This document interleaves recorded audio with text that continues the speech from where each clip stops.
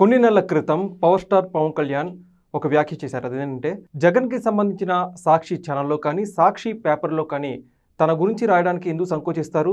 Yes, మీతో త్వరలోనే నా గురించి వార్త పడేలా చేస్తాను, వార్త రాయించేలా చేస్తానని చెప్పి పవన్ కళ్యాణ్ ఒక ప్రతిజ్ఞ అయితే చేశారు. అయితే నిన్న ఆంధ్రప్రదేశ్లో కూటమి సునామీ సంభవించింది. కూటమి ఘన విజయం సాధించింది ఆంధ్రప్రదేశ్లో. అండ్ ఇవాళ సాక్షి పేపర్లో హెడ్లైన్ చూసినట్టయితే పోటీ చేసిన అన్ని స్థానాల్లో జనసేన విజయం.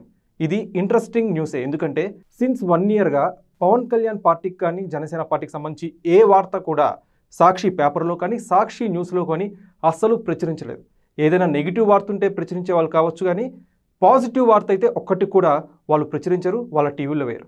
కానీ నిన్న ఈవినింగ్ సాక్షి ఛానల్లో డిబేట్లో ఆ ఛానల్ యాంకర్ ఈశ్వర్ పవన్ కళ్యాణ్కి ఇచ్చిన ఎలివేషన్స్ చూస్తే నిజంగా మైండ్ బ్లాక్ అయిపోతుంది. అండ్ 100% స్ట్రైక్ రేట్ సాధించిన ఏకైక పార్టీగా జనసేన గుర్తింపు పొందింది అని చెప్పి సాక్షి టీవీలోనే పవన్ కళ్యాణ్కి ఎలివేషన్స్ పడ్డాయి.